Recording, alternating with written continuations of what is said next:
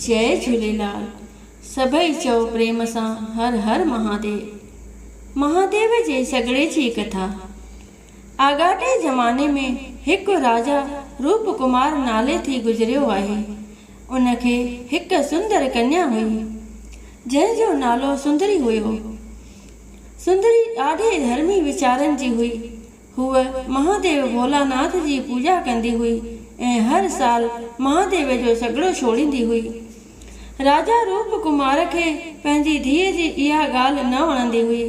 राजा खेसि घणेई दफ़ा महादेव जो सॻिड़ो छोड़ण जी मना करी, पर सुंदरी पंहिंजे पिता जी ॻाल्हि न मञींदी हुई। नेठि राजा लाचार थी मन में सोचियो त जेकॾहिं सभिनी पंडितनि ऐं ब्राह्मणनि खे घुराए सुंदरीअ खे कथा ॿुधाइण जी मना कजे त हूअ महादेव जो सॻिड़ो छोड़णु छॾे ॾींदी। इहो वीचार करे राजा हिकिड़े ॾींहुं सभिनी पंडितनि ऐं ब्राह्मणनि खे घुराए चयो त जेको मुंहिंजी धीअ खे महादेव जे सॻिड़े जी कथा ॿुधाईंदो त उनखे फांसीअ ते चढ़ायो वेंदो। सुंदरी हिकु ॾींहुं महादेव जो सॻिड़ो छोड़ण लाइ सामग्री ठाहे वेठी हुई, पर हुन वटि को बि पंडित या ब्राह्मण महादेव जे सॻिड़े जी कथा ॿुधाइण कोन आयो। सुंदरीअ जॾहिं इहो हाल ॾिठो त घर खां ॿाहिरि निकिरी वन ॾांहुं वेई। वन में घुमंदी हिकु वण हेठां वेही रही त उतां हिकु कोढ़ियो ब्राह्मण लंघियो। कोढ़े ब्राह्मण भयाभान जंगल में कन्या खे अकेलो वेठल ॾिसी पुछियो त हे देवी, तूं हिते छो वेठी आहीं? सुंदरीअ हुन ब्राह्मण खे समूरी ॻाल्हि करे ॿुधाई ऐं वेनती कई त दया पाले मूंखे महादेव जे सॻिड़े जी कथा ॿुधायो। ब्राह्मण देवता उनखे चयो त चङो, तूं सभु सामग्री खणी अच त मां तोखे कथा ॿुधायां। सुंदरी पंहिंजे घर खां पूरी सामग्री साण खणी निकिती हुई, जेका हुन ब्राह्मण खे साम्हूं कढी रखियईं। ब्राह्मण देवता समूरी सामग्री ठाहे रखी ऐं कथा ॿुधाइण शुरू कई।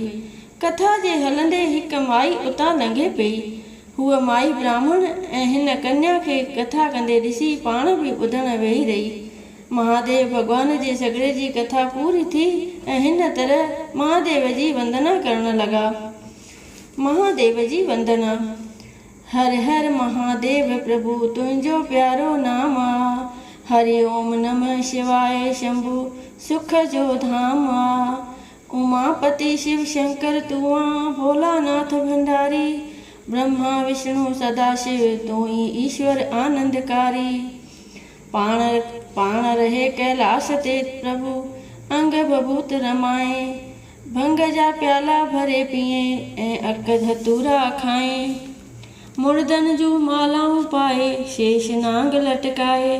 मन जा करे मनोरथ पूरा पल में आश पुॼाए। हथ में आ त्रिशूल तव्हांजे साण गवरजा दासी। त्रिलोकीअ जो मालिक तूं ई अलख पुरख अविनाशी। चंद्रकला मस्तक ते चिमके मथां वहे गंगधारा। लखे किरोड़े पापी तारे छिन में भरे भंडारा। तुंहिंजो नाम मनोहर मिठड़ा तिरगण मूं बि तारे। जेको ध्याए सो फल पाए वरी न देहि धारे। बम बम भोलानाथ सदाशिव चढ़ी बैल ते भोलो। दुष्ट दुखाए खिन में खपाए वठी जमन जो टोलो।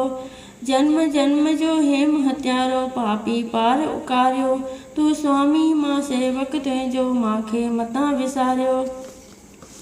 राजा जी धीअ वंदना पूरी करे सॻिड़ो छोड़ियो त ॾिसंदे कोढ़े ब्राह्मण जो कोढ़ लही वियो। ब्राह्मण जो कोढ़ लथल ॾिसी हूअ लांघाऊ स्त्री जेकी कथा वेठी ॿुधे अचरज में अची वई ऐं राजा जी कन्या सुंदरीअ खां पुछण लॻी, तव्हां हीउ कंहिंजो सॻिड़ो छोड़ियो ऐं हिन सॻिड़े छोड़ण मां ॿिया कहिड़ा कहिड़ा लाभ थींदा आहिनि?